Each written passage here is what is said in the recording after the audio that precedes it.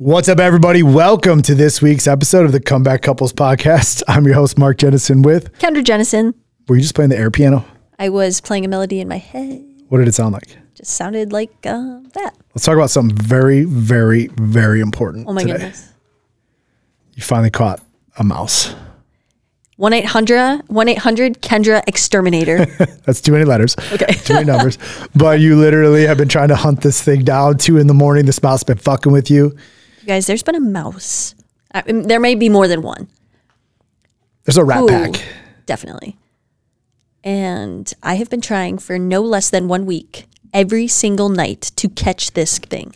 I'd wake up in the morning and my Italian loaf of bread would just be like gnawed through. He literally like ate specific 8 avocados, bananas. And I told Mark, I said, he's like, I'm going to call the exterminator. I was like, no, I got this. I have to catch this thing myself. Now this morning I wake up and you got him. And like what you I got one. You thought was a giant rat. You were like completely. I was like, it's a chipmunk. It's a rat. It's a squirrel weasel. In her house. I don't know. Like. And it turns out there's a little baby rat or a little baby mouse. It's literally the cutest little mouse. Yeah, I feel so bad because his eyes popped out. I did too. It was pretty. But you know what? He was being a nuisance, and that's my story, and I'm sticking to it. All right. I liked him. So this week, oh man, maybe you guys can hear this. Maybe you camp on the other side of the wall that you cannot see since you're either on voice or in a reel. We have our 3 kids over there. Sounds like they're having a fucking party. Just yelling over there, doing whatever they do. Finally, the holidays are over. I shouldn't even say that. I had a great holiday season. It was fun. It was a great Q4, which is typically a stressful. There was not the typical stressors going into this holiday season, business-wise, that there has been in previous years. It was very relaxing. It was fun. But I just think the workup of all the holidays and all the things and going here and doing this, and you just feel like, I mean, you don't, I do. Sure. Where I'm like, oh, I got to be here, and then I have to go here, and I got to bring this and cook this, and which is fun. And in the moment, I enjoy it, but I am glad when it's over. We're going to work on that next year, right? So that's actually a big thing that I did. Number one, I wasn't going to let my mindset get taken from me. Mm-hmm.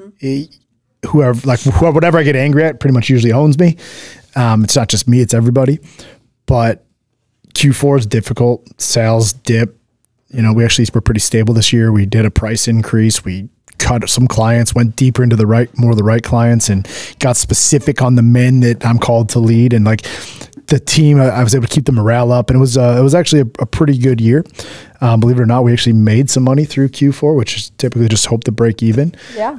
So that was good. We made a little bit of money, but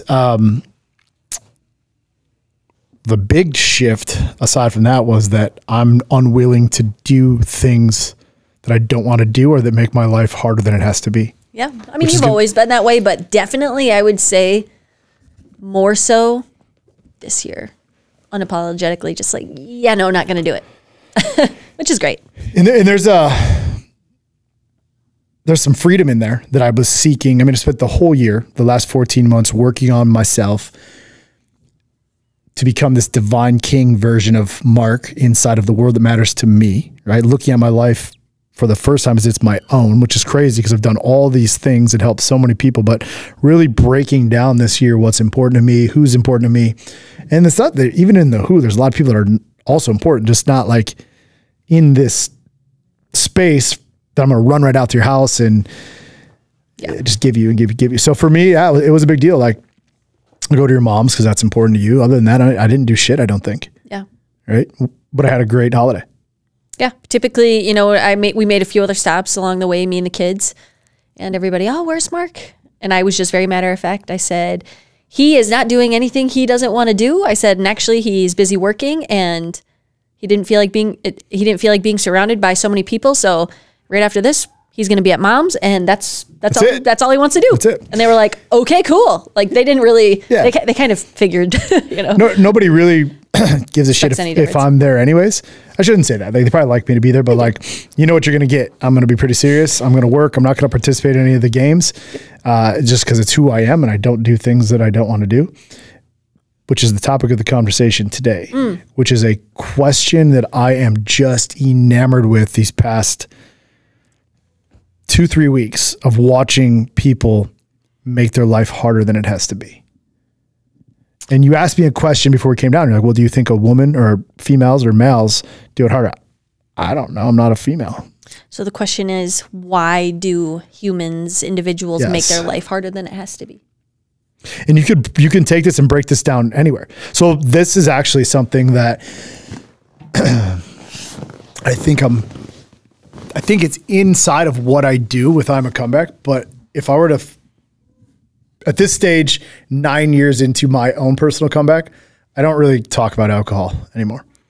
I could talk about the message. It's more about the men. It's the movement. If you're coming to play the game of alcohol, you're playing entirely too fucking small. Nobody's coming to save you. Don't be a pussy. Like these are, don't be a pussy. These are the type of things that I stand for. But as we get further and further and further along, and I grow further and further and further from who I was and becoming more and more of who I am, and we're becoming more, I feel like the question that God wants me to answer and that I want to answer in my life is, why do people make their life harder than it has to be? And I look at it, I get to start, which will make this conversation today, just when it comes to addiction. Okay. Okay. But we can stay loose on addiction. It doesn't have to be alcohol. Sure. But like Ryan was just saying a couple of minutes ago, you get a client or a guy that he's on top of the world. Life is great. He's winning in all ways. And then out of nowhere, he actually slips, right? They blame it on this slip. Sure. They stop doing the work. They go right back to where they were drinking. And it's like the calling. It's like, I feel like and I did this too. I had 7 major relapses like this and I just stopped, right? But like when you get to the point, you get to the other side, what is it that makes this fiery, fuel driven calling to come back and completely fuck up your life? And I want to figure that answer out. You know, the first thing, I don't have the answer. I don't either. You know, but we can talk through it and I can just kind of say the first things that were coming to my mind. I can say, only speaking, observing you as a male and of like the stature and the standard that you live your life, potentially, so like psychologically, it makes sense to me that high achieving individual men such as yourself or anybody else who holds themselves to that stature, right, gets to a spot where they make things harder than they need to be because it gives them another opportunity to win. Does that make sense? So I'm glad you brought that up. It's called the build and burn, right? Yeah. And I did this. You watch it. Yeah, and I can even do it to my body, right? You've watched this 2 or 3 times. I've watched you do it, yeah. Right? Just absolute primal savage shape and then just say, fuck it. Yeah. Right? And I will never fall below to some disgusting human being, but I stopped doing what got me there. It's like you get to a spot and you're like, fuck yeah, I did it. Hell yeah, look at me, shredded, whatever. And you always are in fantastic shape. But you go through seasons and then you go through another moment where, you know, where the business is on fire or whatever and the body part drops. And you're like, okay, now I'm ready to attack that again. I'm ready to win. I'm like hungry for more discipline. And it's just, you know, and it gives you another chance where you're like, fuck yeah, I'm winning, you know? And I agree, right? I agree because I know that at this next chapter of my life, the success that I'm after or how much success we will have is determined by how bored I'm willing to be. That's very difficult for you. Right? I mean, it's not bored in life. It's just doing the same things over and over and over. So I did this even with the company in 2020, like making money. Like we're doing well now, right? But like I've learned to not just blow that thing up. Yes. Which has actually been very refreshing. Which has been easier for us, right? Like, oh, hey, you got something that's working. I mean, fuck. Let's not go fucking with it. Well, what I charged $10,000 for on the initial. Right now, I got all the way down at one point. Like, you know what? Fuck it. Be $97 a month. Yeah. What did you just say to me? Everything is going swimmingly, and let me just say, very matter of factly, like we're doing fantastic. Probably one of the better years going into this quarter than ever before. And you came up to me. You just hopped out of the shower, and you're like, "Yeah, you know what? I think I gotta present a lower offer." And I was like, absolutely not. Absolutely not. I said, you're not going there. We're not doing this. I said, where you're sitting, most people are like, this is what people want. These are the types of clients. This is the type of elevated life coaching, you're at it. I said, we're not fucking with any, don't ever say that to me again. You started laughing. You're like, okay, good. I needed to hear that. Yeah, for sure. Because there's always this haunting thing for me that's like, okay, man, like I always feel like I should be able to help the everyday guy. And it's not that I don't help them, like these podcasts help, you do. Yeah, the content that I put out, the books that I wrote, but I always want to try to help them in some sort of way in the coaching. And the coaching, I fail to realize the impact it actually makes by what we do, because it doesn't feel like I'm making an impact for those people. But the reality is we touch more people than I actually help. Yeah. But when I get to help the people, I get to see the wins. I don't get to see the wins of the other people. So I'm always like, fuck. Not doing enough. I'm not doing enough. I'm never doing enough. I need to help every single person on this planet. Right. And that has been actually a root cause that has caused me to do things over and over and over and over and make it harder and harder and harder. So the very same program that I offer for it's not the same, but it's more intense and more connection. It's $10,000. It's more of me and videos and higher level quality and production and service. And for a different type of man, I mean, back 3-4 years ago, I was like, fuck, we're going to $97 a month. Yeah, I remember. And then I had to rebuild everything, get rid of all the clients, come back. But this isn't about me or what we've done here, but it's the same. It's kind of the same thing where I think people get bored at a certain level, so they switch and do things. But if I look at people that I respect or someone that I respect and revere, and I see the struggle that he has with addictions, we use the word addiction, and it can go from like, you know, drinking to pornography to, you know, cigars or to marijuana or to whatever, right? Sure. Like, or to these types of different things that they drink. They move and move and move, but they never really actually fix the addiction, but they've got so much great going on in their life. It's almost like they get stuck living in this. They just, and I'm not the one to coin this phrase. They just switch addictions for addictions, but I stopped doing that. And I think that's the question that I want to figure out. Like, what made me different? I mean, I would definitely say that you're still this happened before addicted. I'm 100% addicted to everything. I guess I'm obsessed is a better word. I mean, I told you what it was. There's a vision in my mind of me literally sitting, getting ready to snort some cocaine off of a mirror, right? And I can see my face staring back at me. The residue from the cocaine, the lines of cocaine on there, and there's my face looking back at me, red and beat. I've got, you know, I just shot up and smoked some crack, and I'm doing heroin and drinking. I've been drinking for days, and pills and Percocets and Vicodins and whatever other type of pills that I would have at my disposal at the time. And there was a moment when I looked at myself face to face and I said, you will never actually stop being addicted. But you get to choose what you want to be addicted to. Yep, I love that. And I don't know what unlocked for me. Some people are like, oh, God intervened, but there was no biblical spiritual awakening. There was, like, I hear voices all the time from God, and I've always have, and I pray, and I'm a very, very godly man. I would say that now, right? Like I have been, but I'm finally like letting the world see that version of me. But in that specific moment, as the man who lived it, there was no interference or infusion of God. He didn't lay his hand, at least I didn't feel it or hear it. But something inside of me changed and shifted, said, well, you don't actually have to do this. You can do these other things. Yep. I didn't know what the other things were. You know, self-development. Business. Family. Relationship, family, self-care, self-love, appreciation, building a team, the gym, right? But I look back at it and there is nothing inside of me that's ever being called to have a drink or a drug yet. Now, I can't really remember every minute from 9 years ago. Sure. It might have been intense at that moment, but I flipped the script and was able to focus on the choice. Choice. And I want everybody to have that. That's really what I want. Yeah. Like, that's what I want to do. I want people to figure out, like, why are you making this so much harder than it has to be? Accept your struggle, accept the pain, accept the obsessiveness, accept the addiction. Yeah. It's who you are. Stop trying to change it. Cause I think when you try to, when I was trying to change myself in rehab and I was looking at what was wrong with me and I was guilty and I was resentful of, you tell me I can't drink, I'm gonna show you exactly how the fuck I can. And like, I didn't like the way that it felt. So I was trying to change and change and change. And it was finally accepted who I am, but inside of me, I could do a different choice. And I think this might even be what, I don't really know how they operate inside of AA, but I think people probably get addicted or obsessed to just going to meetings and doing that. I wanted to be bigger and beyond just a meeting. Also, as you're speaking, and I do not have that addictive, obsessive personality like you do. But what's interesting is I have lived with very close family members who have had what you've had.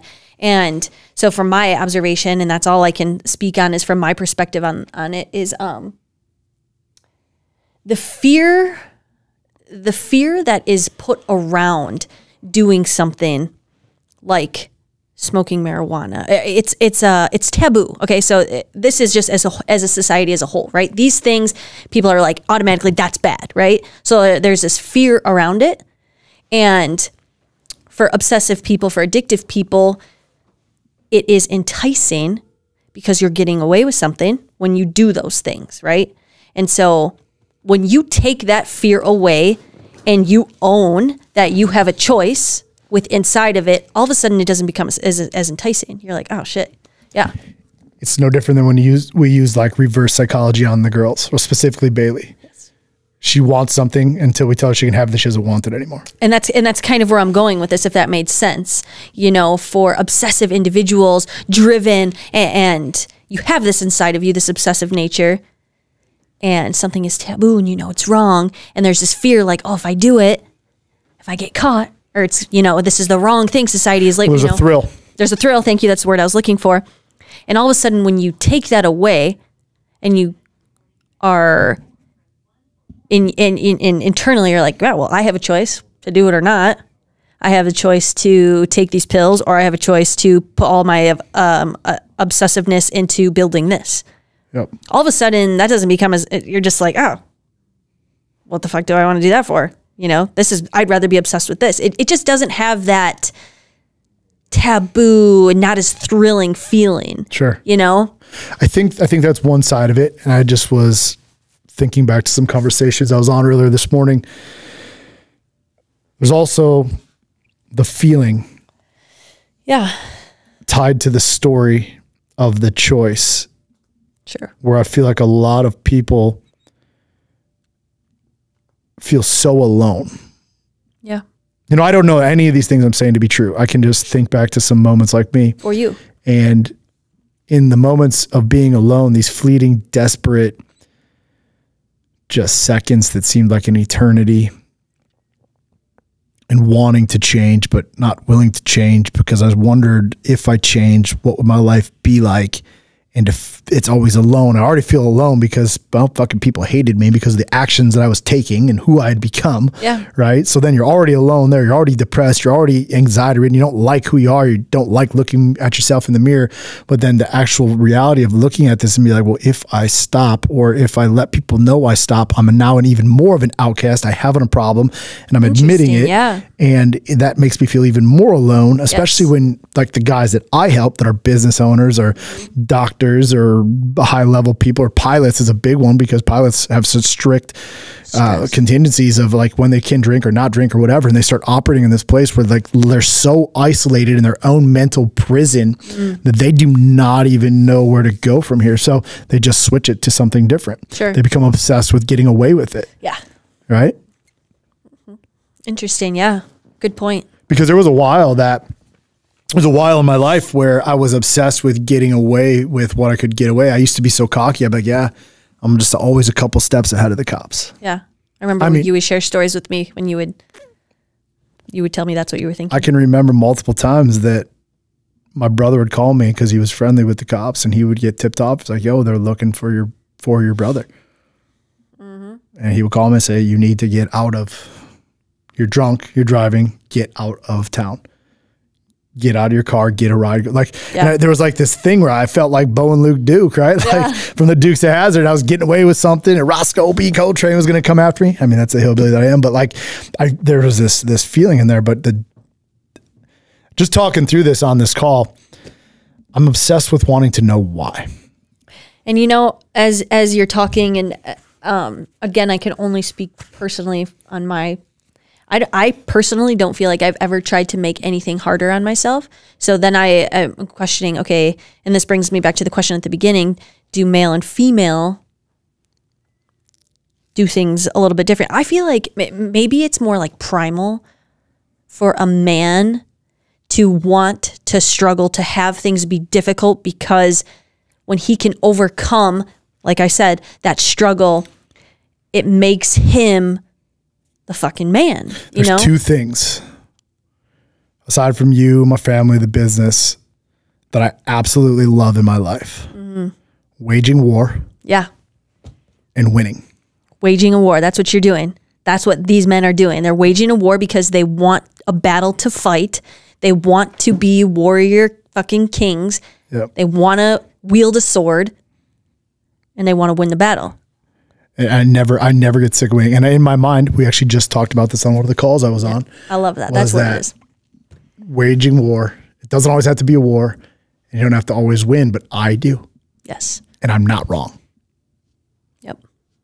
And see, that's what I think people fuck up. They get told that they're wrong for wanting to do it. No. And they start fighting these wars and these demons, if you will, that they create that they can get away with because they have to win. And there's so many times that you've told me in our relationship, you are so great at waging wars. You're so great at creating battles within yourself, within your mind, because you always have this desire to fucking kill and to like just win. What did I tell you the other day? I literally told you tonight our bank accounts go to zero. Yes. Right? And I'm leaving the 200,000 in the company. Bank accounts go to zero, and we are fucking broke. Yep. We will eat what we kill this year, and I'm going to kill and hunt down all of this new impossible game we're trying to play. Yes. And that became very exciting for me as I'm trying to unlock new levels. And this is just me speaking out loud, but I would never not wield a sword along the side with you. And although I don't have that same obsessive, everything has to be a battle, because that's exhausting to me. I think maybe as like intrinsic to me is to keep peace, is to keep things. That's when I thrive, I feel like. But I'm not scared either when you say those things. I'm like, okay, because this is who we are. I'm ready to, like, where's the battle? It's who we are as a couple, right? Yeah. And it's exciting for me. I don't know what life would be like if it was just simple and peaceful. And I think, and I know for men, we've got I don't know the exact amount, we could probably figure it out, but we've got a significant amount of people, making up words over here, which is great. I'm on that whole thing for 2024. I'm just going to make up my own language, by the way, because everything that I believe is real or could be real as possible. So I'm not going to speak English anymore by the end of the year. I'm going to speak something different that no one can understand except for you. Just kidding. But we have a significant amount of men who are coming into the comeback in their 60s, upper 60s, even into their 70s, who are finding this desire to wage war. I mean, you got guys, I can think of a guy right now that he's like 70 something years old and he's not done in business, but he's super successful. I love it. Like multi-millionaire. He's like, I'm not done. Yep. And like this revival, this revolution, right? Inside of him. That came from the resistance of this war that he wasn't fucking waging. He got bored. If you think about it, they say it all the time. Well, when you retire, you'll die, right? The guys like you, when we retire, we die. Well, that's what happens. Yeah. Right? Because why? That they need to wage war. But there's a whole segment of the United States and probably other countries, I would imagine. I don't know if they operate like we do here, that are just okay with retiring and living at peace and golfing and practicing golf stretches inside of the gym and doing that stuff. I'm not. Yeah, I don't think in all our years. I want to get my hands bloody until I'm 100 years old. I was going to say, in all the years that we're going to be together in this lifetime, and the next after that, and whatever different dimensions, there will never be a time where I allow you, just because I know what drives you. I know what it means for you to truly be alive, and that is to wage war, not against me, not against whatever, but whatever it is for you. And so I'll never allow you to get to a spot where Yeah, no, that's great. I appreciate that commitment because that would mean that I'm getting bored. If I'm getting bored, that means I'm backsliding. If I'm backsliding, it means we're dying. And if we're dying, then what the fuck are we doing together? What are we doing? Right? Like, well, like you might as well go have some young dude. I know you shake your head, right? But like, I like to throw that out there because nobody's going to outwork me. But here's what I know. The men that I help, actually, I'm going to take a different frame on this. The more I lean into answering that question of why people make their life harder than it has to be by asking myself, why did I make my life harder than it has to be? And understanding that from that pivot inside of my life, this spawn and spark of this thing called I Am a Comeback, which has revolutionized and helped thousands and thousands of men, revolutionizing the way that people look at addiction, whether they want to say it or not. I'm here to fucking stay. I do not care what you think because I am who I am and I will become who I'm going to become. And as I rise and the kingdom rises, the amount of pressure we put on it by waging this war is lifting and drifting men through their hardest times. The reachable or the unreachable are now becoming reachable, who 6 years ago, 7 years ago, 8 years ago would have never listened to me. Yep. And it seems the more crazy I get, the more free you become. The more free I become, the more that I question, the more vulnerable I am with my men, the clearer I speak, the deeper I go into understanding why I did the things I do and why I do the things I do, the more freedom that is happening in this movement behind me. Yep. Because I never get sick of war and I never get sick of winning. I could thank my dad for that. Yes, you could. I mean, I could thank either of my fathers, right? Father of God and Father Mark Jennison Sr., right? Which maybe he'll see this, maybe he won't. You know, and a lot of times he likes to say that I blame him for things, which I don't blame him for things. I'm grateful. We don't see eye to eye in life, but like, I'm grateful for him showing me and being hard on me. So am I. Because he gave me a gift. Sure. It hurt and it hurts. And now on the other side, like the greatest gift he's given me is like, yo, and I saw him commenting on one of our ads the other day, right? He commented, some guy was saying something. He's like, yeah, you're not weak. Like you could talk shit about me, but no one else could talk shit about me. Yes. Right? It's kind of his thing. But like, he's literally given me this desire to wage war. And I didn't know that at the time. Mm-hmm. As a kid, I just thought he didn't like me. Maybe that's where it came from. I don't know. But like, I'm now able to take that gift. I've turned it around and I give it to people, but I don't come from a place of not liking them. I come from a place of what's possible. Yes. And I love that. And I think so many men, and what's awesome about that is so many men are afraid. Afraid might not be the right word, but they're afraid without even knowing that they're afraid. All men want to fight a battle. All men want to feel like a fucking warrior. You know what I mean? Do you think that that's still happening right now today? Because I look around and there's like a pussified, and I'm guilty of it too. I'm guilty of, I haven't figured out this balance with our son, right? How to let him battle his own war. I'm seeing him do some stuff. I mean, there's the version that I see that's a nice, sweet, loving boy. And there's the other guy out there that has a little bit of dripping, a little bit of fuck you, which I think is what pisses off some of the other dads in the basketball and things, because He is a little bit cocky in his own right. He's figuring out who he is. But I definitely try to protect, because that's who I am. I'm an overprotector. I write about this. I know it's a problem. But it's hard for me to solve that problem because there's so much love, which is something that is new to me. I mean, I've had it only now for 14 years. Didn't really have it for, you know, he gave it to me, and then I gave it to you, and I give it to these girls, and I give it to my team now. But do you think that guys your age, even, we're 11 years apart. I can think of, like, I don't want to say any names because it get millions of views on it. I don't want people to say that, but guys your age, do you think that they want to wage a war? Do you think that they're just hiding? I think that this is kind of hard I think there's a lot of factors that go into that. I think that in every single man. Or does age not even matter? Because as you're talking, I'm thinking about your brother, Jeff. He'd probably, if he was alive, he'd be right here alongside, probably doing this podcast, talk about how he was a god. Yeah, and he truly felt that. Anyways, I think that in every single man, there is a lion, there's a king, there's a warrior that wants to be heard, wants to rise, I truly believe that. I think that as a man, you are specifically and uniquely designed. That is intrinsic to you. That is a gift from God. That is something that every man should step into. I truly believe that, because as a woman, I can honestly say that, and I'm a pretty badass woman if I do say, I don't know if I have that, that manly urge to wage war and to, but anyways, I think it is inside every man. And I think that every man should arise to that occasion.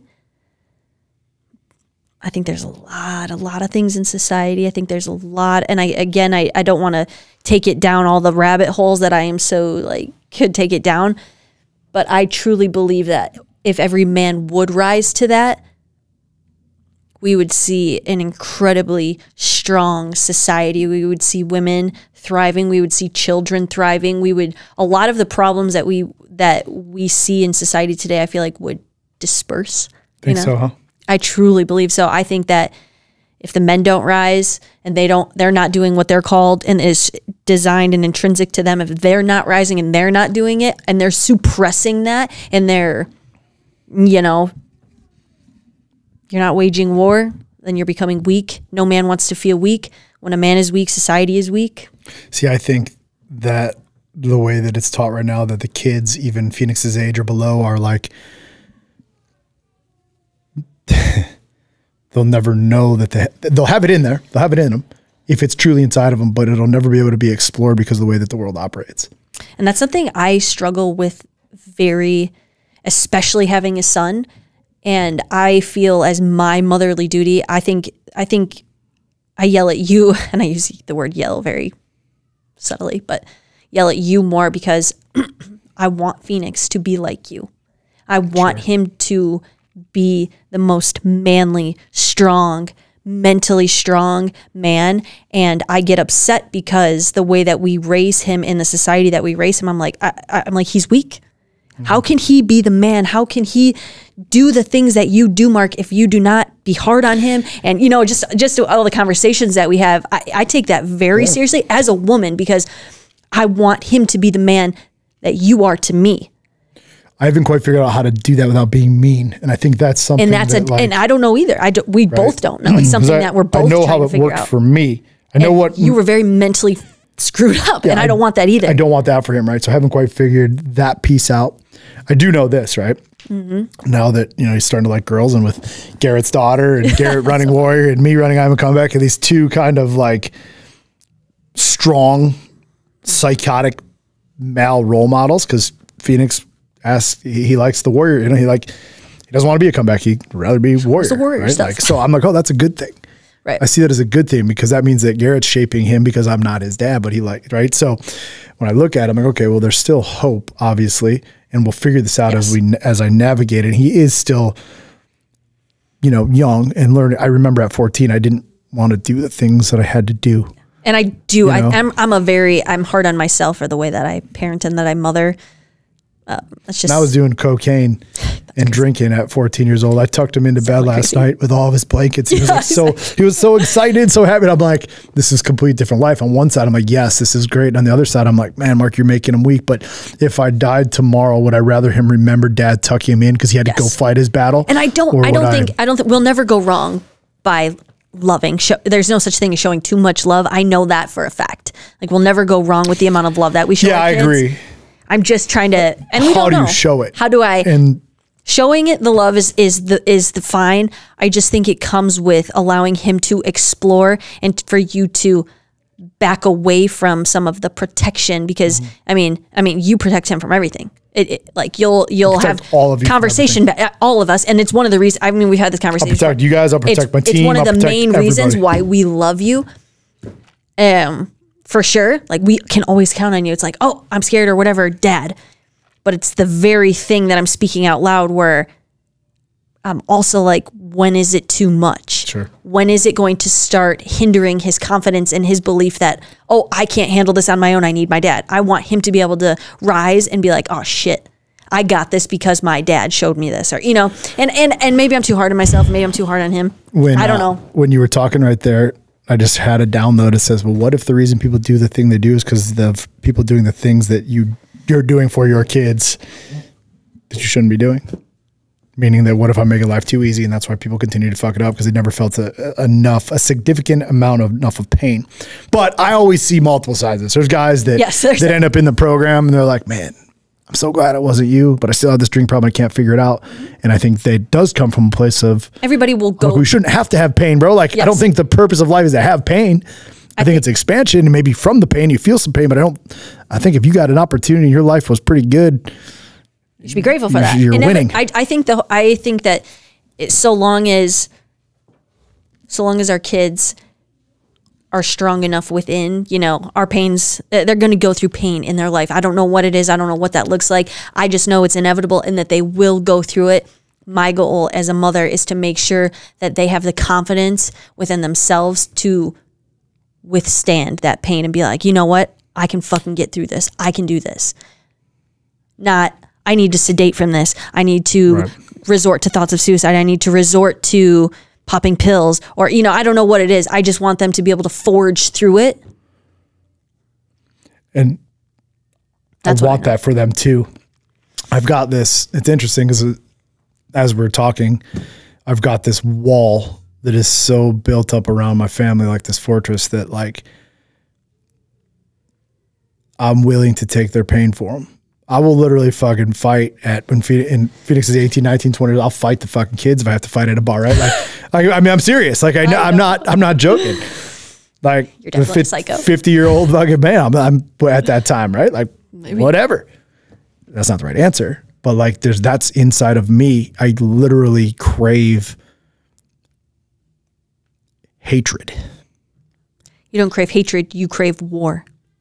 Inside a war, there's a lot of hate though. It's dark. It's disgusting. And the reason that you crave that war or that hatred, as you so put it, is because you want to win. Right. It's intrinsic to you to feel like a protector. That's winning. It's intrinsic to you to know that you can provide and protect your family. That's winning. This isn't answering my questions. Yeah, giving what me is the more question? questions. The question. Let's go back. I don't think we're gonna have the What answer is to the this question. question The question is, why do people do the things they do? Why do they make their life harder than it has to be? Because people. And maybe it did. Maybe it touched and some people could hear some things and it helped spark some questions in them. But I started off going down this topic and conversation by wanting to know, when you're winning, why do you want to blow it up? Right? When you already have the world by the balls, why make it harder than it has to be instead of accepting it? Because I've got better at it. You've gotten way better. But in the container of addiction, my results when it comes to controlling any of these things are undeniable. Yeah. I'm not afraid of shit. You know, maybe we'll never be able to answer the question. It's not, and whether it's good or bad is irrelevant, but all I know is that if you're a man and you are not specifically seeking out battles, whatever it is, if you're not waging war out in the world, then you're slowly dying, and you're probably sad, and you're probably a little depressed, go fight some battles. Find them, win. It doesn't have to be with your hands, right? It doesn't have to be with your hands. No, I mean mentally. Mental, physical, emotional, spiritual. Right, whatever that looks like.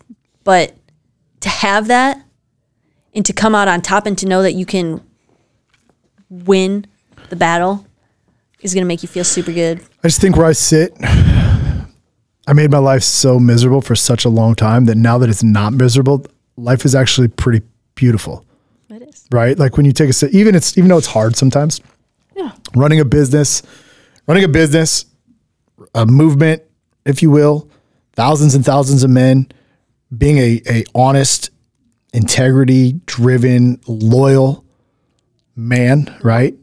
In a relationship with you, a father that is present for the kids every day, and still battling the obsessive questions in my head. It's a hard job. Those are the battles that you're fighting. Right? Yeah. But when I take a step back and I look at life overall, like this is kind of what I want people to understand. Like I can do this like disassociation of life as a whole in me. And be able to take a step back and look at it, I can always find that like an immense amount of appreciation and love and gratitude for life, which I didn't possess back then. So that could be maybe not the how or or not the why, maybe it's the how that I have that I'd like the people to understand. Because I don't think people should go through life afraid. I don't think you should be afraid of a drink. I don't think you should be afraid of, we went out for Christmas shop, or not Christmas shop, whatever, New Year's to get some wine, right? Some kid wine you wanted to have for the kids. And we ended up in the little alcohol section at the Piggly Wiggly or whatever this place is over here. And I was smiling because do you know how many people couldn't walk into that? Like, you probably don't recognize it. I mean, Ryan, you could probably understand like the trigger. Oh, of being somebody who doesn't drink but is close to alcohol. So somebody who had stopped drinking. Yeah. And we walked through that alcohol room, and it's Wisconsin. They give out free shots on Sundays. Yeah, they right? sure do. It's bizarre. It's fine. But like I walk into the, there's the beer cave. Yeah, we walked through the entire liquor section. We walked through the entire liquor section, and I'm showing you, pretend taking shots of the Rumplemans. Like, I used to drink this. Right? I was showing you how I used to dip my toothbrush in there, and that's what I actually brush my teeth with it. But my point is, there's such a heavy fear that so many people will not even like look when they walk past that. Yeah. And I don't know what that feels like. I don't either, because I never allowed it to be that way. Because life happens. Yes. There's drinks out there. There's problems out there. There's opportunities out there. There's triggers out there. These are all opportunities and obstacles for you to be able to rise and learn from, right? So I don't even know where I'm going on this topic today, nor do I give a fuck, because more of 2024, Mark just truly just says and speaks whatever he wants to speak and hope somebody gets it. And if they don't, I'm going to keep talking anyways. But there you go. Is what it is. So I don't know if I have anything else on this topic. I think we crushed it. Did we? Maybe. Don't know. I guess we'll let the shit talkers and the followers, maybe not the shit talkers, but I don't know any of those people. I don't pay attention to them either. Ryan does. Look at him smiling over there. All right, that's it for this week's episode of Why Do People Make Their Life Harder Than It Has to Be. So if you are somebody that's doing this, ask yourself, why am I doing this? Yep. Why am I switching this addiction for this addiction? If I've got life by the balls or the way that I like it, or it's better, why do I stop doing the work? What is it about me that start, stop? Like, why can't they just continue this pattern? Because it's not that you're not disciplined, because people who are out drinking every day or using drugs every day or lying every day, you're disciplined. You're just disciplined in the wrong way, yeah. Right? And then that's what it is. Maybe it was just, my message is to give you back the power of choice, to bring you to a place in your life where you can just fucking understand that today you are alive and you have an opportunity to thrive and to rise as the king you were called to be. No drink, no drugs, no lying, no cheating, no pornography, no gambling can stop you. The only thing that can stop you is you.